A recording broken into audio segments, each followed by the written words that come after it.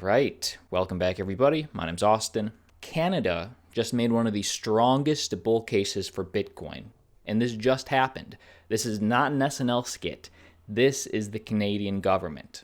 And to be fair, we've seen this over and over again in the US with Trump and Mnuchin, in Australia. This is not an isolated incident. Today, though, we're witnessing this in Canada.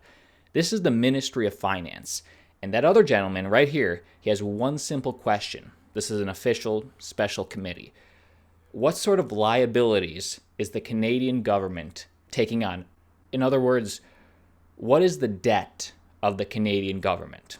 If anybody should know, would know, does know, it's the Minister of Finance. This gentleman asked that question over and over again. Watch the whole thing. Mr. Poilievre. The total liabilities of the Government of Canada? The Honourable Minister. Mr. Speaker, we will continue to support Canadians through this time with support not only for businesses but for individuals to get through and get a bridge to a better time. Poilievre. Just the dollar value. The Honourable Minister. And that's a continuing commitment, Mr. Speaker. Poilievre. I know we shouldn't ask the Minister about numbers. He's just the Finance Minister after all. But what is the equity of the Government of Canada's on the Government of Canada's balance sheet? Honourable Minister. Mr. Speaker, I would advise a member of Carleton to memorize those Auditor General figures for his next foray into the House of Commons. The Honourable Mr. Poilievre. So the Minister has claimed that our balance sheet is strong. There are three components to a balance sheet: the assets, the liabilities, and the equity. And the Minister doesn't know any of the three. So clearly he doesn't actually know anything about our balance sheet. That's reassuring. Okay, that's the first third of the clip. And hey, so if the Minister of Finance doesn't know the exact number amount, at least over or under $1 trillion. Let the people know, over or under $1 trillion. He doesn't actually know anything about our balance sheet. That's reassuring. Now, according to the Auditor General, the negative net worth of our Government of Canada will be as much as $1 trillion by the end of this fiscal year. Can the Minister, if he's familiar with any of these numbers, tell us, is it possible his government will hit $1 trillion of debt this year? Minister of Finance. Mr. Speaker, I want to assure Canadians that our approach will be to continue to make investments on their behalf, and that is available to us because of our strong fiscal position, but we will continue to take that approach, which we think is the appropriate approach. Absolutely. Poilievre. $1 trillion, yes or no? The Honourable Minister. Mr. Speaker, as I said, we will continue to focus on the importance of supporting Canadians. Mr. Poilievre. What is the size of our current national debt? The Honourable Minister. And Mr. Speaker, I think that what will happen as we do that is we will allow ourselves to have a stronger economy at the end because of these investments. Poilievre. The size of the national debt? The Honourable Minister. And we have always seen, Mr. Speaker, that these investments, they're not only supporting Canadians, they're supporting businesses so that we do have a strong economy and a strong fiscal position coming out of this position. Mr. Poilievre. Does the Finance Minister know the size of our national debt? The Honourable Minister. Mr. Speaker, I will continue to focus our efforts as we believe we should focus them on supporting Canadians through this time. Mr. Poilievre. Does the Finance Minister know what $1 trillion is? The Honourable Minister. Mr. Speaker, we are continuing to make investments that we believe are prudent in the face of this economic challenge, supporting Canadians as we know we need to. Mr. Poilievre. What is the total dollar value of all the public and private debt in Canada? The Honourable Minister. Mr. Speaker, we know that by supporting Canadians, by making investments, that we will enable Canadians to have less debt themselves, because that's Correct. Mr. Poilievre. What is the total debt, public and private, as a share of GDP in Canada? The Honourable Minister.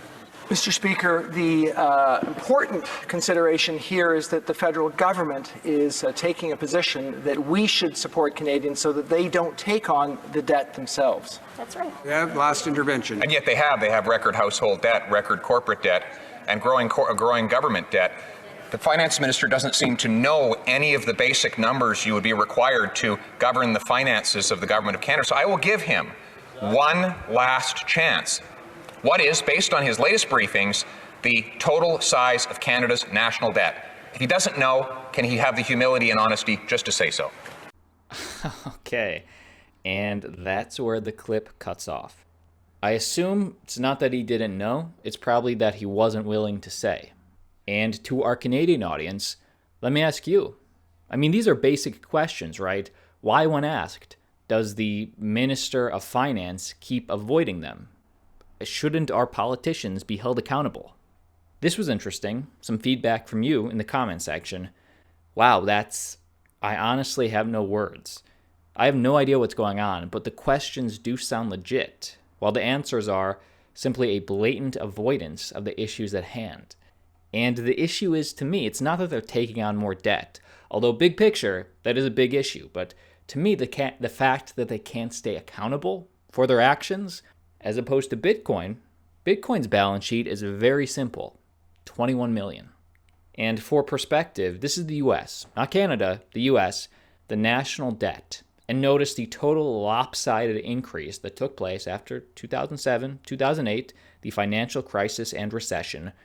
This is sort of equivalent to going out for drinks at a bar every night, and every night saying, oh, put it on my tab. Put it on my tab. Put it on my tab. Eventually, that bartender needs to collect. And again, this taking on of so much debt, this is new. We didn't see this in the 70s or the 80s. We saw this start in the 90s, into the 2000s, where we are today, 2020. Compared to the last 30 years, this is the debt to GDP ratio. Hard money. Hard money is the antidote, the peaceful way to opt out. Hit the like button if you appreciate these daily updates, but let's keep going. 3 more pieces of news, starting with OMG. Coinbase announces support for OMG, OmiseGo, and the price soars. As a reminder of what OMG is, the OMG token is a currency for OmiseGo, a decentralized network offering a flexible and effective solution for payment providers. Built as a dApp on the Ethereum platform, so it is an ERC20 token, OmiseGo is aiming for banks and other established financial services to use their decentralized network for transactions and as a clearinghouse. Okay, so essentially, they want to decentralize banking, they want to be a platform for exchange and settlement of value, and they're now about to be on Coinbase Pro. Here it is on CoinMarketCap, up over 30%, almost $1, although still far off from what they once were. Let me know what you think.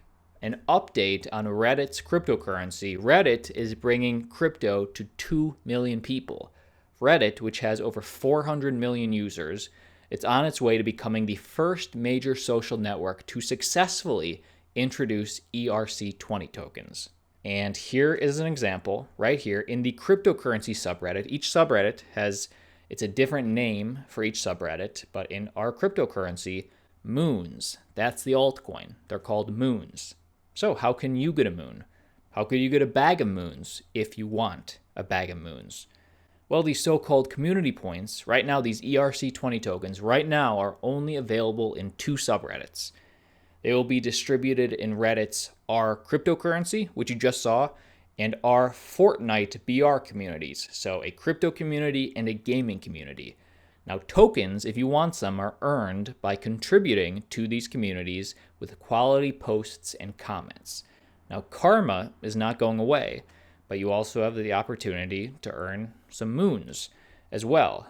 But these community points, they're ERC20 tokens. You hold them on your Ethereum address, and each user has control of their private keys, which means they have full ownership of the tokens they earn, and not even Reddit can take them away.